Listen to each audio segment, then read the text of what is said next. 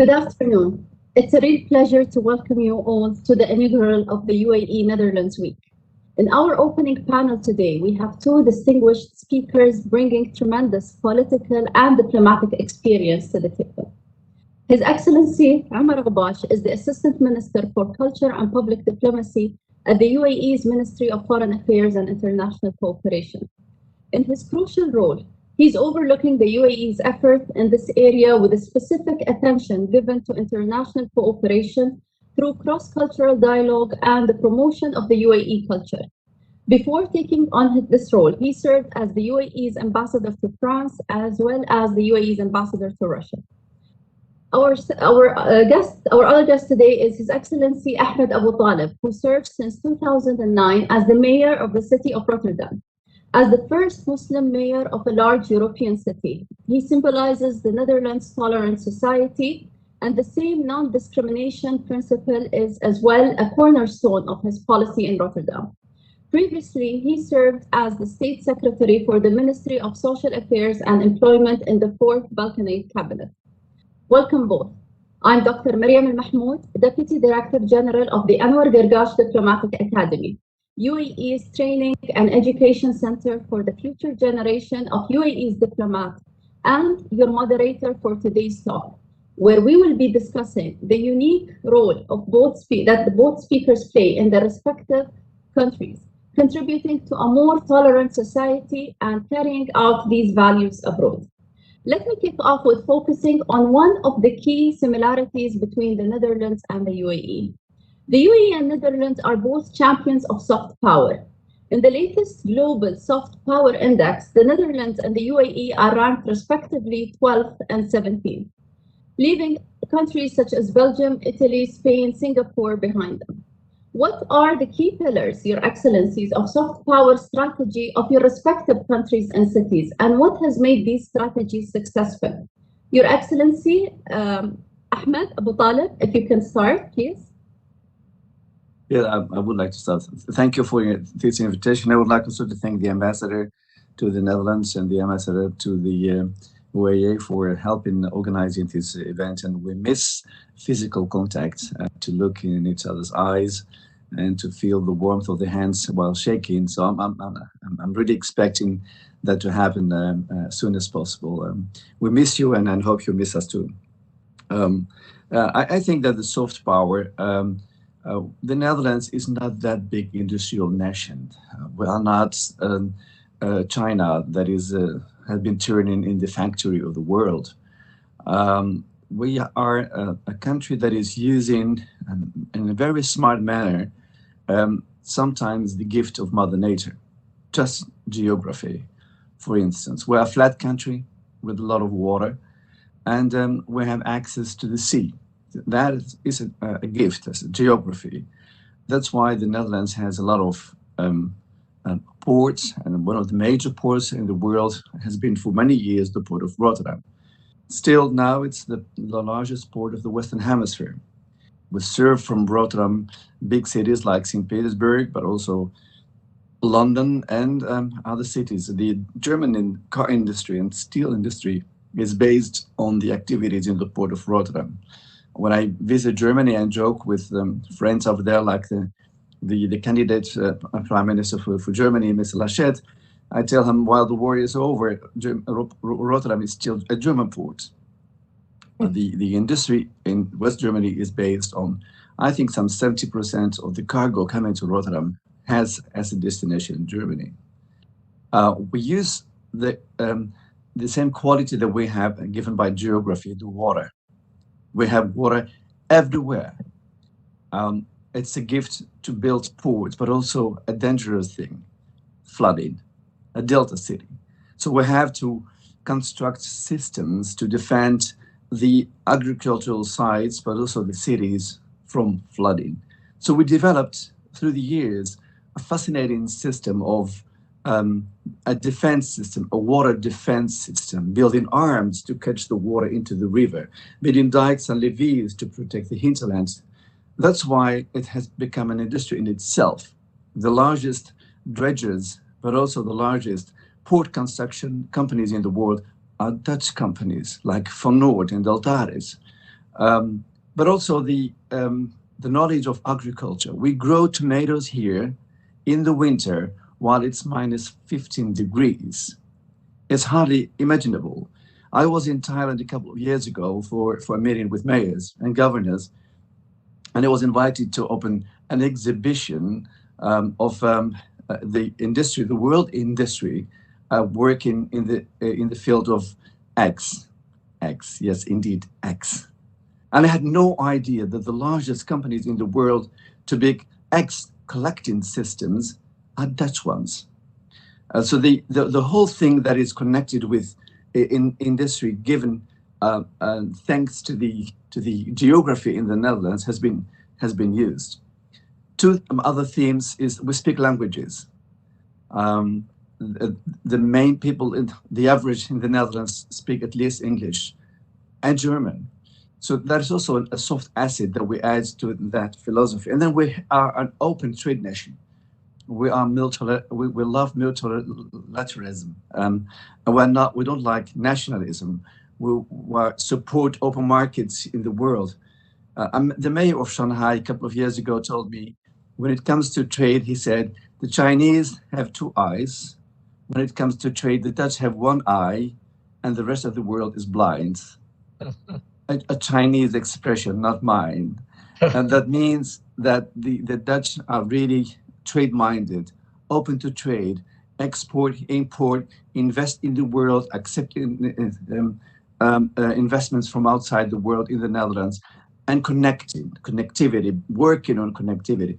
So even if you are not a big country, even if you are not a big industrial country, you can reach a high level of wealth using the gifts that are given to you sometimes by nature and sometimes by being a bit smart. Thank you, Your Excellency. And also His Excellency Omar Ghobash. Your Excellency, if you can tell us as well about the key pillars of the soft power strategy of the UAE.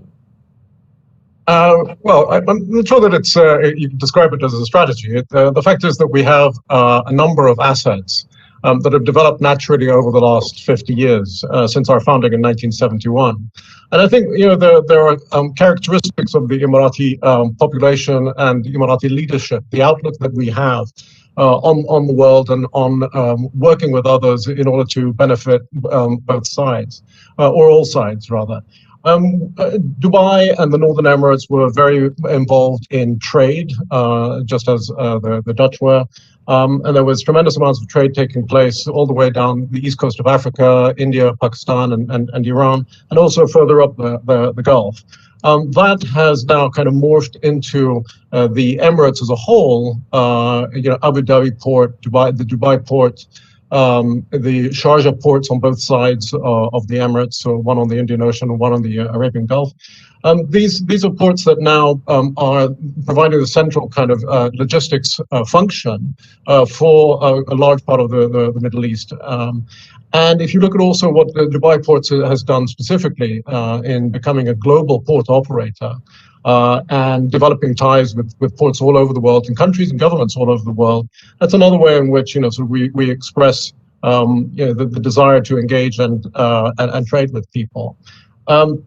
Other things like Emirates Airlines and Etihad Airlines and Air Arabia, these are all mechanisms that have been used to connect people from different parts of the world. And I don't think anybody could have predicted how powerful that connectivity was going to be. I don't think anybody in the 1980s or 1990s really understood the possibilities of the network effect. And that has had a tremendous amount, both on sort of public image of the Emirates across the globe, but also on the local economy.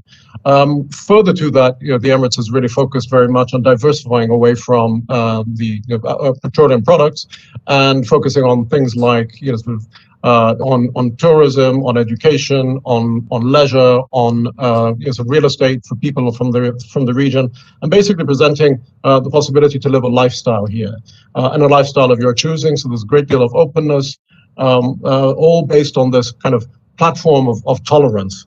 And that has, again, had a major effect on bringing the name of the Emirates out to the world as a place where you can do business, you can rest, you can relax, you can build a life. And with no major kind of pressures on you And particularly for our part of the world, I think we've managed to demonstrate that we can be very respectful of our traditions, but also very global at the same time. And I think that actually, the Emirates has now evolved over the last 50 years from being 50 years ago, a minor event on the world stage to becoming incredibly influential and liked as well across the globe. I think, one of the other things that I should draw your attention to is what happened during, particularly during the peak crisis of COVID. The Emirates not only managed to operate within the territory of the Emirates very clearly and with logistic perfection on deploying vaccines for the population, both the Emirati citizens and for the residents, but also the amount of donations that we gave to other countries, whether it was actual, sort of vaccine supply or sort of protective equipment. We're talking about hundreds and hundreds of tons of equipment being sent to different countries, sort of in the billions of dollars worth of value. So all of these are ways in which we express ourselves, but it also allows us to then turn around and find trends in many different parts of the world. Thank you, Your Excellency. One of the most important soft power initiatives for the UAE is the upcoming Expo, which will begin in October 2021. You both play an important role in this mega event. Your Excellency Omar Ghobash, in your role as Assistant Minister for Culture and Public Diplomacy at the Ministry of Foreign Affairs, as well as Your Excellency Aboutaleb as the Dutch Expo champion, inspiring and informing Dutch companies about the opportunities that the Expo has to offer. Let me start with you, Your Excellency Aboutaleb. What does this entail, and how do you persuade companies to participate in the Expo? Oh, thank you. I'm really looking forward to be at the Expo and to see that great event. And I'm really supportive the idea of you, Mr. Assistant Minister, supporting the world when it's needed as an instrument also to make friends. And that's happening also at the Expo. I was told that you provide free space for poor countries from Africa and other parts of the world to participate in the Expo.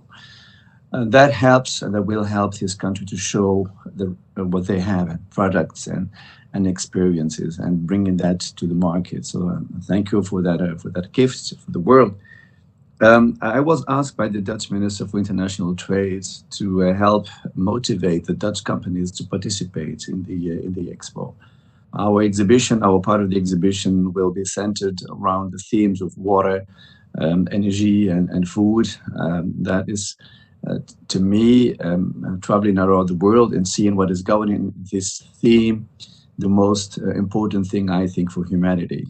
We produce a lot of food with little machinery and little water, but the world population is growing and the wealth is growing. And the food prices in the Netherlands has given a boost last 6 months of plus 9%, and the prices are growing everywhere in the world. And so we have to continue to be careful about our food and our water and energy. That is the most important thing to produce, to produce food, but also to produce machinery. And we are in the Netherlands, I should say, very excellent in doing that. I was showing when I was recently in the UAE a system of a glass house in which we can grow products without adding electricity, without adding energy, and which we can be very sufficient with water. Just with 5 liters of water, you can grow a maximum amount of tomatoes per square meter.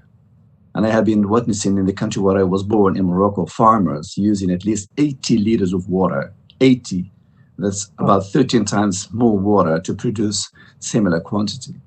So the Dutch has really a story to tell to the world when it comes to food technology. So what I try to do to the Dutch companies to support them and to explain them that is really a wide opportunity to show to the world what we have, what you have. We cannot grow crops for the world in the Netherlands. Our service is too small. Well, we can show how you can do that and how to use probably Dutch technology to do that. So it's really important to do that. And I do that by bringing these people together, talking to them, and giving them even master classes in how to deal with the Islamic culture, how to deal with hospitality, how to deal with making friends in the Arab world. What are the ingredients to do that? Because the world business nowadays starts with having friends, and then it continues with building confidentiality, and then it has to do with building trust, knowing each other, calling each other, and then when there is business, you call your friend. Why? Because you trust him. You will not call somebody else who don't you know. And I think that investing in that bilateral relations on individual level is very, very important. So yes, indeed, I give them also small master classes how to deal with Arabic culture in the Islamic culture while visiting your country, accepting that there is maybe a similarity between what I know from the Islamic culture in North Africa and the Middle East. Thank you, Your Excellency. Your Excellency Omar Ghobash, to follow up on that for you, could you tell us more about what the Expo 2020 will mean for the UAE and the region from a public and a cultural diplomacy perspective? Well, it's going to mean a tremendous amount. It's an event that we were looking forward to last year, and unfortunately, because of COVID, it wasn't able to take place, which was a tremendous disappointment. But nevertheless, the optimism is there, and the minister in charge of Expo, Arim Al-Hashimi, is an exceptional individual who has really put in a tremendous amount of energy and effort into making sure that this is going to be an expo that everybody will remember for a very long time. The biggest focus of the expo, I believe, is sustainability, and that, coming from a country that is an oil producer, we live in essentially desert and desert environment. It's exceptionally important to us that the world takes up the issue of sustainability very seriously. We have learned a tremendous amount from our own experiences and from the experiences of others in the region, plus the Dutch experience, I believe, as well, on preservation of water and rational use of resources. In 2006, we announced that the Emirates was going to focus on renewable energies, and the Mustard Institute was established, the Mustard program was established. And the Zayed Prize for the environment, I believe the Zayed Prize was established, and that pulls together a whole bunch of different audiences in the world. We have had a very, very large focus on replacing oil and gas driven electricity with renewable energies, as well as with nuclear energy, as you probably know. And we've gone out into the world, and I think we've made investments in 70 different countries, providing them with our expertise in renewable energy, plus the financing as well. So if you look at the Expo, or actual organization of the Expo Center, it is all based on sustainable principles. And quite often after you have these very large events like the Olympics and Expo, there's a problem of what you do with the buildings afterwards. And I believe that up to 80% of the project will be then reused for other purposes. So this will be a permanent district, a permanent part of the landscape of the Emirates. It's really important also that this is the first expo that's going to be held in the Arab world. And, we want to demonstrate to the rest of the Arab world that actually we can do things, we can be players on the global stage, we can offer an environment that allows people from all over the world to come together and, demonstrate the best that they have, and also work on solving global problems without being specific, about our own area. So again, pulling ourselves into the kind of the community of nations is something that's going to be very important around the expo. Thank you. Thank you, Your Excellency. Your Excellencies, you're both strong believers and advocates of a tolerant and a multicultural society. Your Excellency Omar Ghobash, let me start with you. In your fascinating book, Letters to a Young Muslim, you share a thoughtful reflection on faith, culture, and the role of religion in a modern society, all written in the format of letters to your son. How does the UAE facilitate the champion tolerance and multiculturalism today? And what is your advice to your son and to the young people in general about the importance of these values?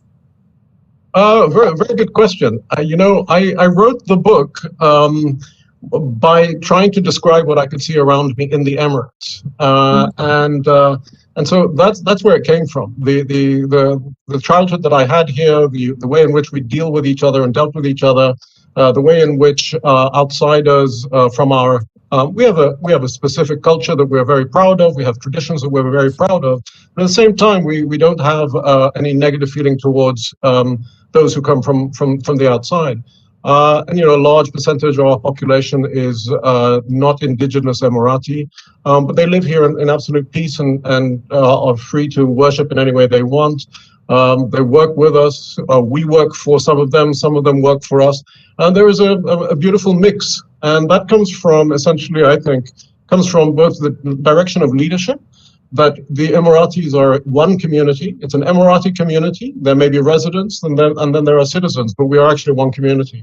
COVID demonstrated very clearly that actually we are one community, and not just an Emirati community, a global community where disease doesn't respect borders and boundaries. I think also when I think I should mention that we also reached out and made peace with Israel, and that was an extremely important thing.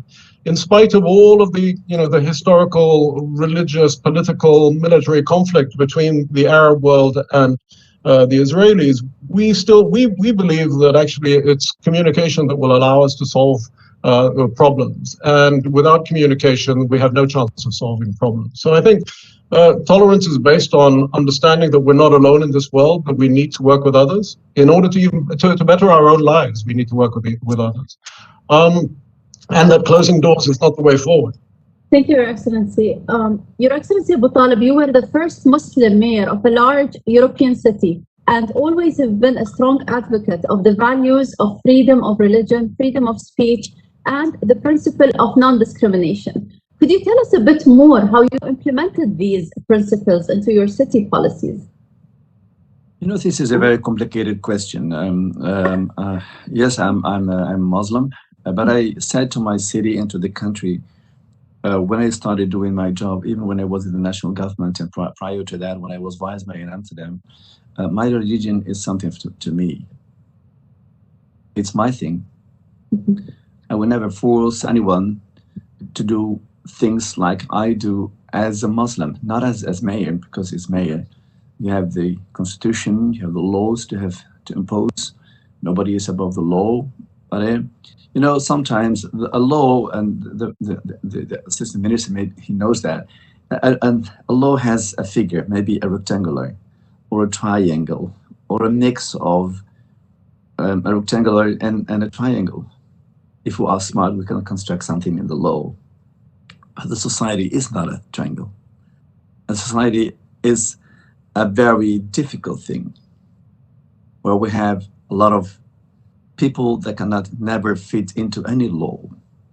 And it's there when what we call in Arabic al-hikmah can play a role in solving things. When the law is not enough, when the constitution is not providing the framework for solution, and then you go back to your own personal, how should I accept a solution? You go back to your own consciousness. And it's then that probably your social background, your ideological background, but also your religious background can play a role in attacking such a problem. And to me, it's then where I have my own consultation when I go back home, and I question myself when I go under the shower. How can I find a way through al-istiqamah? Not easy things. And sometimes I question myself, evaluating the day. Did I say the right things? And did I do the good things? And it happens sometimes that while questioning myself, I draw the conclusion it was not okay. That intervention was not okay. That statement was not okay. And the day after, I call the person in question and ask him to come back for coffee. That's why I use my personal conviction in trying to question myself. I think it's really important that people in power question themselves when they are in isolation, when they are alone. It's there, I think, when I try to explain this philosophy to people, that they become aware that there is something special about this person. And that's not because he's only dealing with the law, no, but he is the person he is. And I can tell you, I'm happy that the trust in my person is very high, not only in my city, but nationwide. If you question people in the Netherlands about, do you trust this person, they will say yes. At the same time, when you ask them, what is your opinion about the Islam? Very negative. And that 9/11 plays a role in it. The attacks in Europe play a role in it. The negative sentiments about the war in Iraq and Syria and the role of ISIS play a role in there. So we have to discuss the total framework and the opinion about the Islam differently than the way people judge me as a Muslim mayor. There's no similarity in it at all. And I think that's the negative image of the Islam is difficult to discuss. It will really take time and a lot of time to clarify the opinions. Positive words for the Muslims like Salafism and jihad are used in political war manners. If you try to explain people, which I did once in an interview, that to me, Salafism means follow the Prophet, having nothing to do with militarism or aggression. And the jihad, I said once in the city council, I'm a jihadi, I wake up at 6 o'clock in the morning to do the good things for the city. It's really complicated to try to play with these variables in social and political debate. But nevertheless, a lot of people in the Islamic world use also these words to underline why they take actions and why they kill people. So it's really complicated for me as mayor to be active on that. But I'm not a religious figure. I'm just a mayor. I just do good things for my city and for my people. And I have 170 nationalities, 170 nationalities.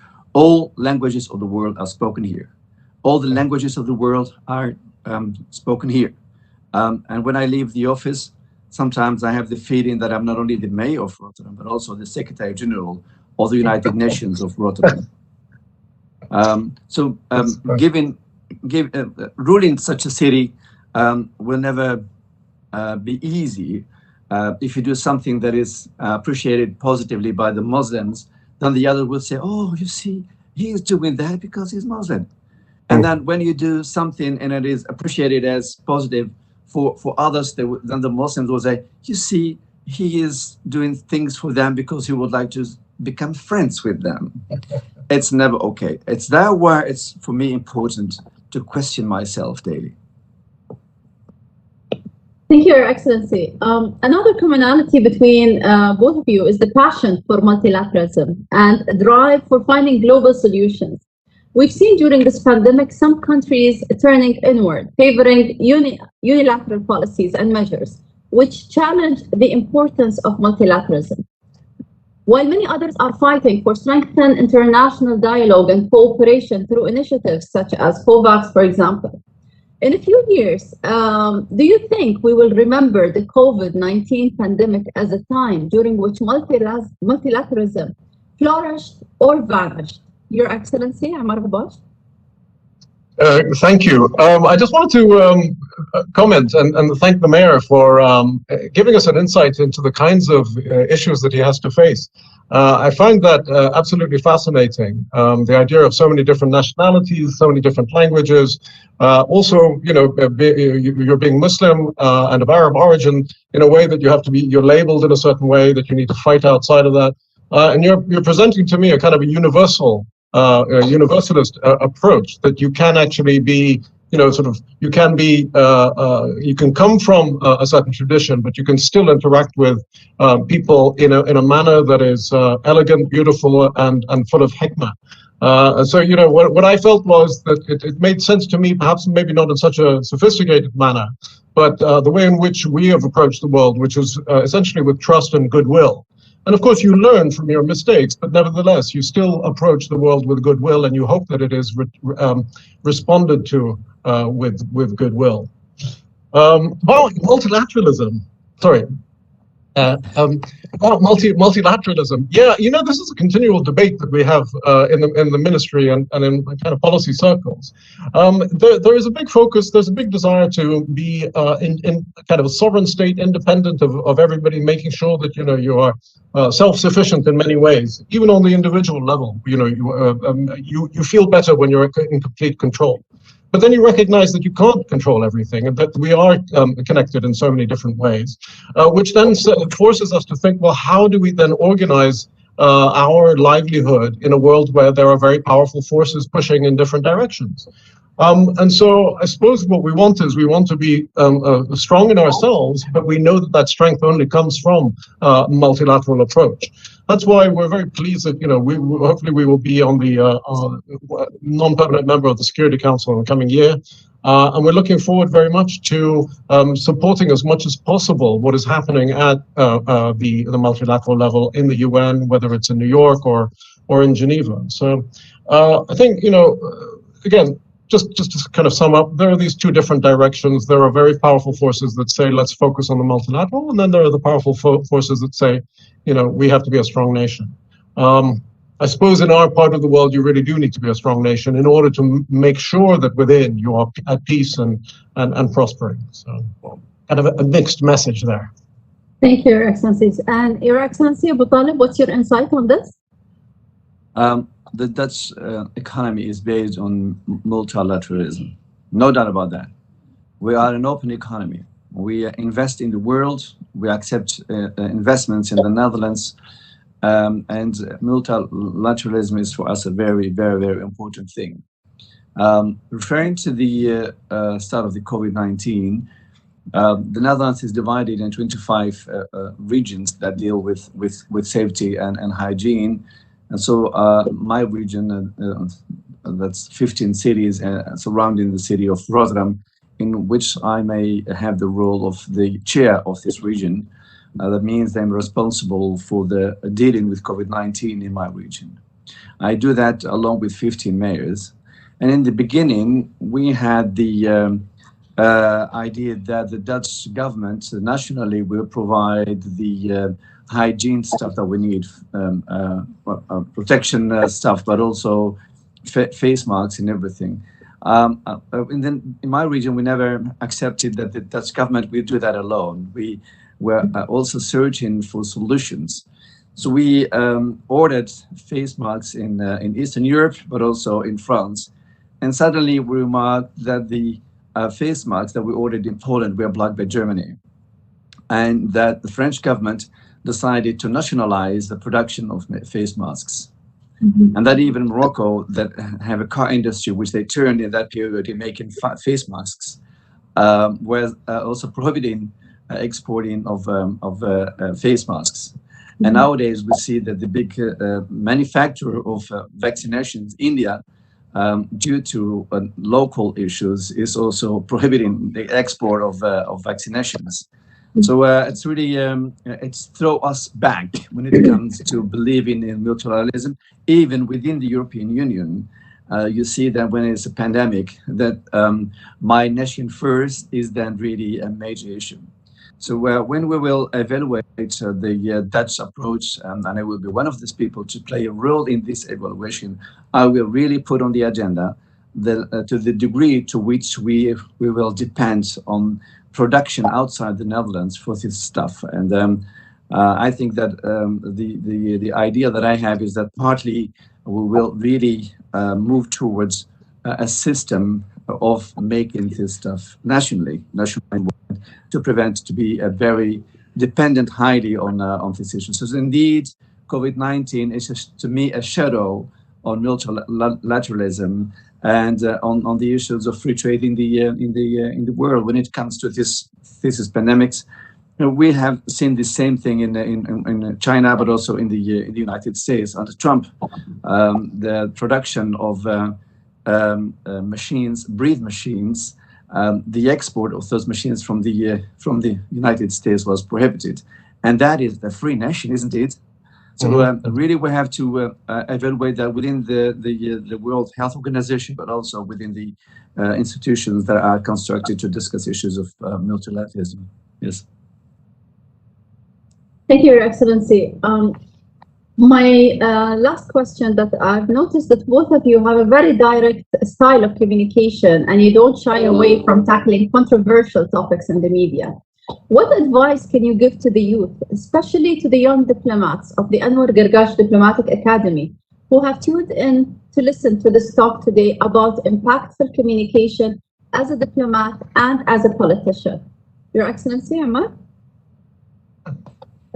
Well, I just want to say that some of the best conversations I've had in my life were actually in Amsterdam. So I think, there's a great deal of that we can learn from Northern Europe and from the Dutch. Apart from that, it's important to be clear about what you are hearing and what you're saying. A couple of days ago, I was listening to somebody talking, and I stopped them and I asked them to clarify because they had presented something as a fact. And when I pushed a little, it became clear that it wasn't a fact, it was simply an aspiration. But it had been presented as an accomplished fact so behind us. And I thought, wow, it's so important to listen carefully and to ask carefully, to understand carefully what is being presented. And just to understand that really, there is this place of perception, that is you look out into the world and you perceive things. And you really need to be very careful about what it is that you are, what it is that you're concluding, from what you see. I hope as a diplomat that I'm making sense, and I hope that I'm not sure as a politician, but as a diplomat that I'm communicating well. Thank you, Your Excellency. Your Excellency Aboutaleb, what would be your advice to the youth?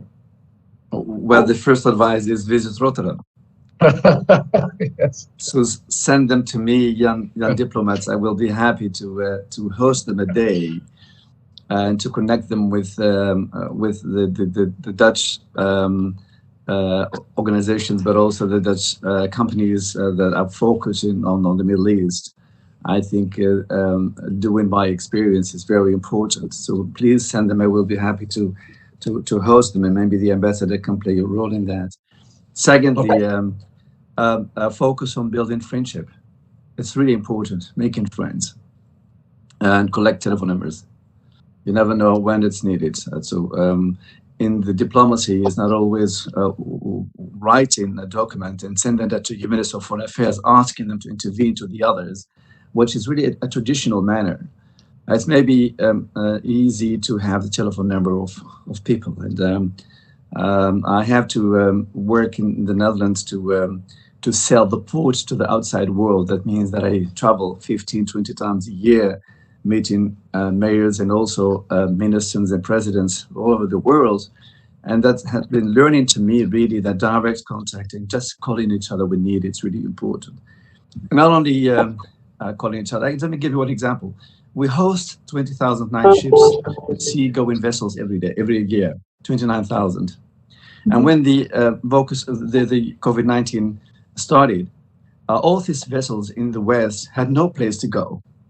No port accepted them if they had people with COVID-19. The only place in the world was Rotterdam. I said, we are good as a port when nobody is sick, and we are good as a port if they are sick. Come here. We rented a very large hotel, very large one, dedicated for seagoing men, everyone who was sick.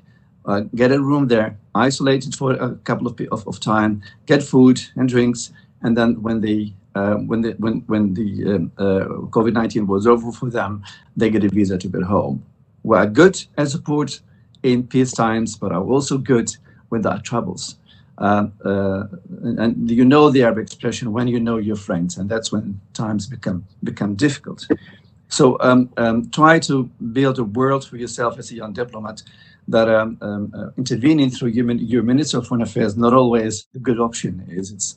We expect you as a young diplomat to do things yourself. And listening, 2 ears, 1 mouth. Just listen as double as you may speak, and try to understand why the others are doing the things they do. And that's the approach that I like, as Mr. Ghobash talked about the situation with Israel. I think the Arab world never tends to understand why the Israelis are doing the way things they are doing. Try to understand that, primarily. You cannot solve the pain of yourself. You don't understand the pain of the other. And I think it's really important in the public diplomacy, and that is moving and that's shaking. And it's indeed sometimes it's worth it to say it directly what you want to say, but it's sometimes the circle idea to circle around the solution and then come to the core of the solution. I would be happy to tell you young people what my opinion is about public diplomacy. So I would be happy to host them and send them to Rotterdam. Thank you. Thank you, Your Excellencies, for joining us today and this thought-provoking panel discussing tolerance, upcoming global events such as the Expo 2020, and as well as some great advice for our young, eager to learn diplomats in training at the Academy. I would also like to thank our viewers for joining the live stream panel session. Myself and many others are looking forward for the upcoming sessions in the UAE Netherlands Week, where other topics as food efficiency, culture, and women empowerment will be discussed with great panelists from both countries. Once again, thank you very much for joining me and have a nice day. Thank you so much. Thank you very much. تحياتي Thank you, إلى اللقاء. Mr. Mayor. Allah يسعدك. Thank you. السلام. Bye-bye. مع السلامة.